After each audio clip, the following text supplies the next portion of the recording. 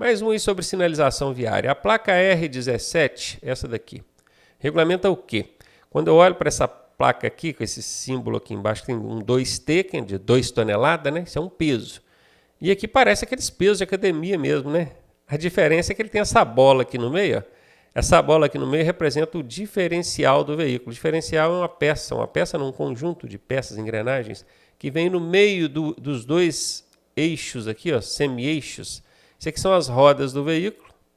Aqui são dois semi-eixos, porque ele não é completo, então não é um eixo inteiro, são dois semi-eixos. E aqui no meio está o diferencial. Então por isso que eu sei que não é um peso daquele de academia, né? Que aqui está representando a parte do veículo. Rodas, semi-eixos e diferencial. Isso aqui, ó, é um peso por eixo. Por eixo. Essas 2 toneladas aqui estão me dando a entender que é por eixo. Então eu vou lá, ó, carga máxima permitida. Poderia ser, porque está falando de carga, né? Mas eu estou procurando por eixo, ó. Por eixo. Porque isso aqui eu já entendi que é o eixo do veículo, né? Por eixo, ó. Então aqui faz sentido. Então aqui não vai, já vou eliminar. E aí eu vou analisar agora a B e a D para saber qual que é. Peso máximo permitido por eixo, provavelmente vai ser essa a resposta. Ou seria largura máxima permitida por eixo? Se fosse largura, em vez de peso aqui, tonelada, teria que estar metros, né? E não é em metros que está aqui. Então não é largura, pode eliminar a letra D. Ficamos então com a letra B de bola. Mais um aí sobre sinalização viária. Marque a alternativa certa, a correta. O símbolo de uma cadeira de rodas aposto no pavimento indica local. Esse aposto aqui é pintado, colocado ali no chão, no asfalto. Você olhou para o chão, para o asfalto, viu ali o símbolo, o desenho de uma cadeira de rodas. Aquilo ali indica local o quê? Que permite a parada de veículo conduzido por qualquer pessoa. Tem muita gente que marcaria que essa aqui não é a resposta válida, não é certa, mas é, gente. Porque onde tem aquela cadeira de rodas ali, é um local de estacionamento exclusivo para pessoa com deficiência. Mas o parar é diferente de estacionar. Vamos supor eu, Ronaldinho aqui, eu preciso imobilizar o meu carro, ele fazer uma parada para deixar eu pegar um passageiro. Eu posso fazer isso no local onde tem esse símbolo de uma cadeira de rodas? Posso. Não é infração de trânsito parar naquele local. É infração se eu estacionar ali. Sacou? Isso aqui é uma pegadinha, tá? Então tem que estar muito ligado nisso. Tem a cadeira de rodas, você sabe que é para pessoa com deficiência. Mas ali é o estacionamento que é exclusivo para ela. A parada não, aquela rápida imobilização para pegar ou deixar alguém, você pode fazer sem problema nenhum. Então isso aqui está certo. E a questão está pedindo para marcar certa. Vamos ver as outras agora?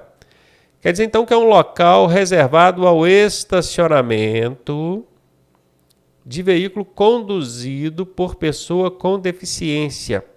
Presta atenção porque aqui fala pessoa com deficiência, mas na prova pode cair só a abreviação PCD, pessoa com deficiência, beleza? Não se usa mais o termo pessoa deficiente, é pessoa com deficiência, PCD, só guardar isso, PCD. Então, conduzido por PCD, ok, é um carro conduzido por PCD, pessoa com deficiência. Na letra C, reservado ao estacionamento de veículo que transporta a pessoa com deficiência. Olha que interessante.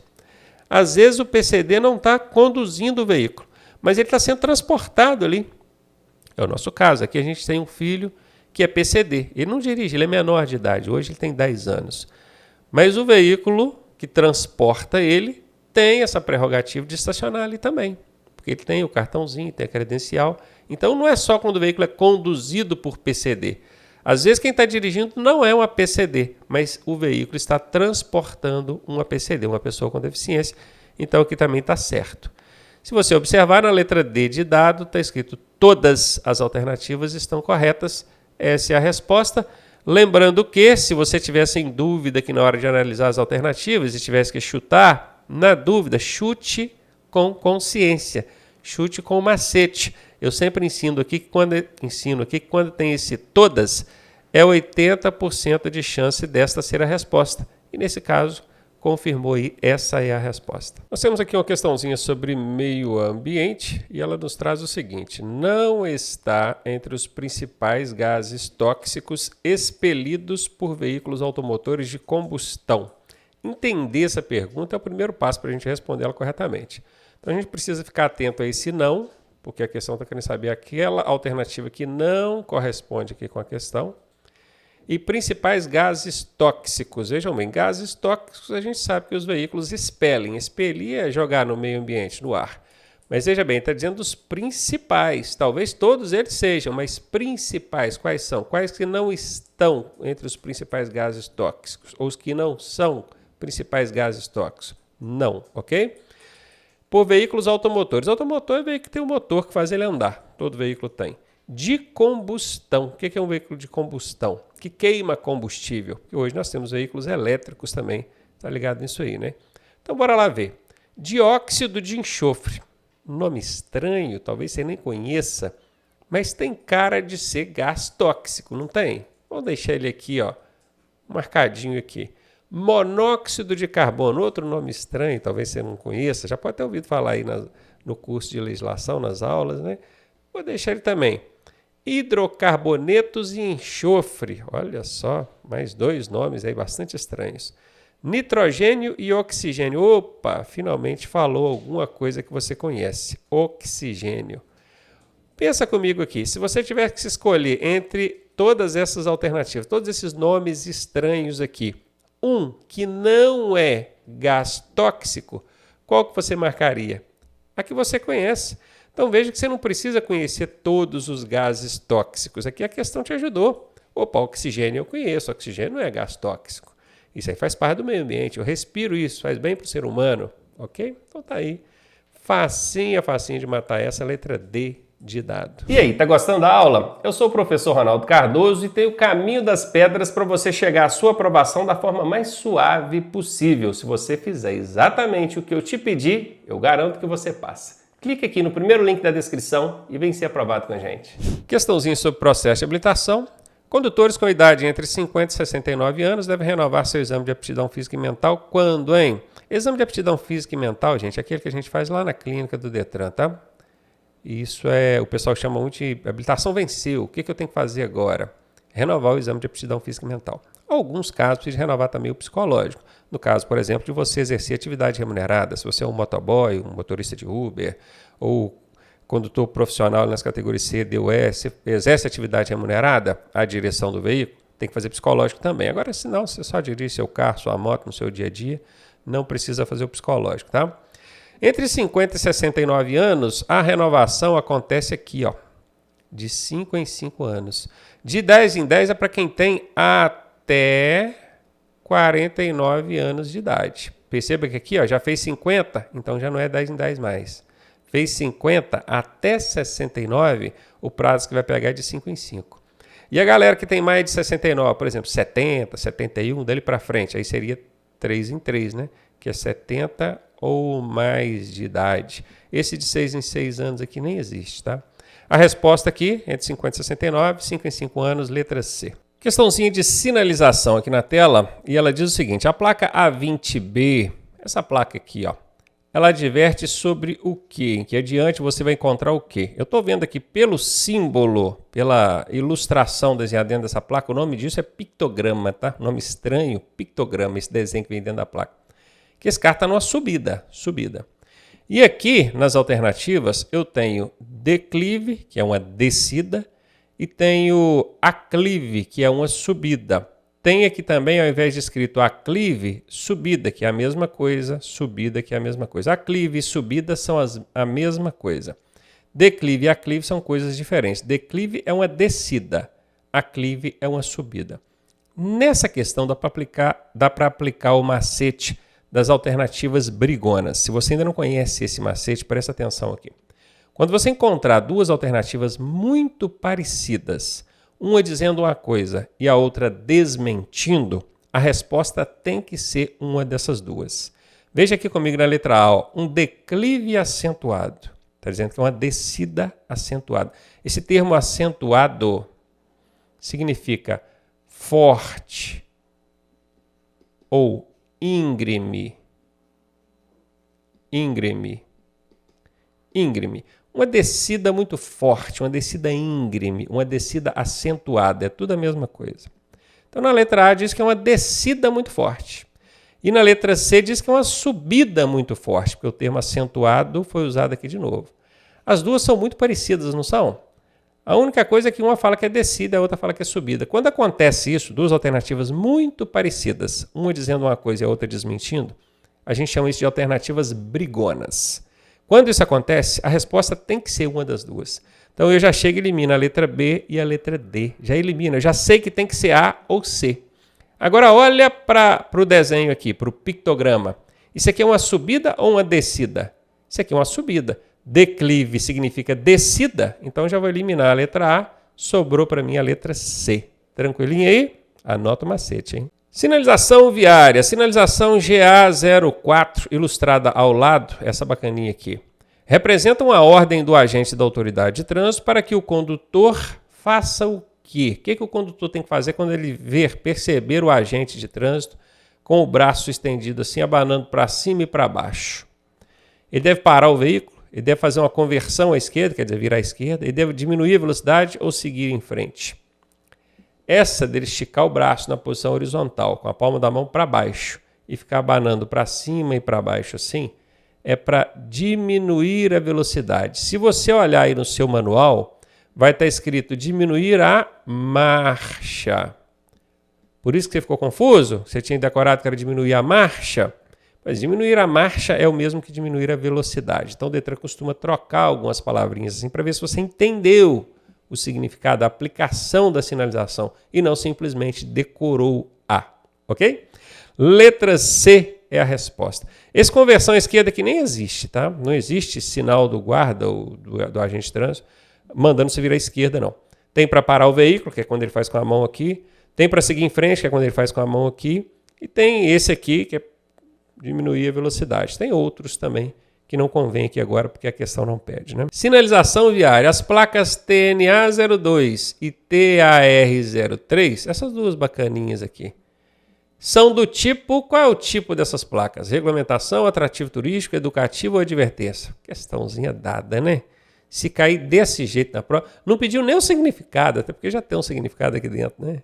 Não pediu nem o significado. Só perguntar, elas são de que tipo? Que grupo de placas é essa? São placas de atrativos turísticos, né? Praia, parque urbano, todas essas placazinhas de cor marrom são de atrativos turísticos. Meio ambiente é o tema dessa questão e ela traz para a gente o seguinte: os veículos a gasolina ou a diesel são severos agentes poluidores do ar. Verdade, queima ali a gasolina, o diesel, polui o ar muito. Por isso está falando severos, muito, é pesado mesmo.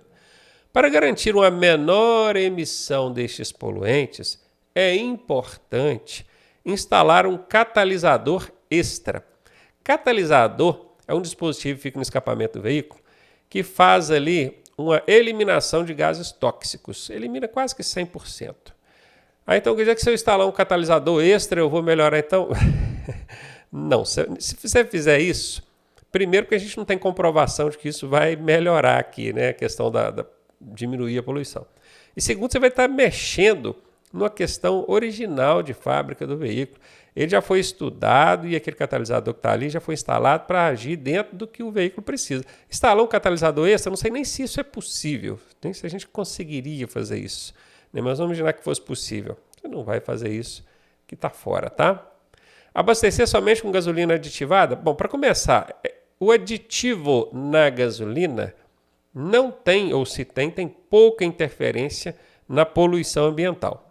Queimou a gasolina, vai poluir, seja ela aditivada ou não. Isso aqui tem mais relação com o melhor desempenho e funcionamento do veículo, preservação dos componentes do veículo, do que propriamente diminuir a poluição. E ainda tem aqui uma casca de banana, né? Porque somente, para quem estuda com a gente, sabe que é uma casca de banana, e aonde tem casca de banana é 90% de chance dessa alternativa ser errada. E ela é errada, tá? Manter o radiador limpo. Radiador, que o pessoal confunde muito com carburador, cuidado para não confundir, tá? O radiador é a principal peça do sistema de arrefecimento do veículo, que controla a temperatura do motor. Manter ele limpo não tem qualquer relação aqui com a diminuição de poluentes relacionados à gasolina ou diesel, tá? É óbvio que se você manter uma boa manutenção do radiador, vai preservar o bom funcionamento do veículo, isso é bom para o veículo. Mas no que diz respeito à poluição ambiental, não tem nenhuma relação. Então pode eliminar essa letra C também, tá? E a letra D, manter bem regulados o motor, ok, bom. E seus sistemas agregados, principalmente o sistema de alimentação, que é o que lida ali com o combustível, né? Seja ele a gasolina ou diesel. Claro, essa aqui está na cara que é a correta, pode marcar a letra D. Mais uma de primeiros socorros. Qual é a prioridade ao socorrer uma vítima de sinistro de trânsito? Sinistro é a forma chique de chamar os acidentes agora, né? Já acostumaram com isso. Prioridade, gente, é aquilo que a gente tem que observar primeiro, ou fazer primeiro. Prioridade, vem de primeiro. Sinalizar o local e chamar o resgate. Isso é prioridade? Eu penso que sim, é uma das primeiras coisas que a gente tem que fazer, né? Se não a primeira, sinalizar o local e chamar o resgate. Vamos ver, vamos botar essa aqui como certa. Constatar e imobilizar possíveis fraturas. Olha, entre verificar se a vítima tem uma fratura, um osso quebrado, e imobilizar aquele osso quebrado, e sinalizar o local e chamar o resgate, qual das duas você acha que tem que fazer primeiro? É a de cima, não é? A letra A. E aqui está falando de prioridade é o que vem primeiro, então já eliminei. Entre A e B eu fiquei com a A. Vamos ver a C. Verificar o estado de choque e controlá-lo, caso haja. Estado de choque é uma das situações que a gente precisa agir em caso de primeiros socorros. Não vou entrar no detalhe aqui porque não é o cerne da questão. Mas entre verificar o estado de choque e controlá-lo e sinalizar o local e chamar o resgate, qual que vocês fazem primeiro? Letra A de novo, né? Então letra C está eliminada. Transportar a vítima para o hospital mais próximo. Isso nem é procedimento adequado, né? A gente não deve trazer, remover vítima do local do acidente. Então isso aqui está fora também. Sobrou para a gente. Letra A. Sinalizar o local e chamar o resgate é sempre as primeiras ações a serem realizadas em caso de prestação de socorro de sinistro de trânsito. Anota isso aí. Questãozinha sobre mecânica. Ela traz para a gente o seguinte. Além de lubrificar o motor, o sistema de lubrificação tem a função de, aí vem os 3 pontinhos, é porque é para você completar aí com uma das alternativas.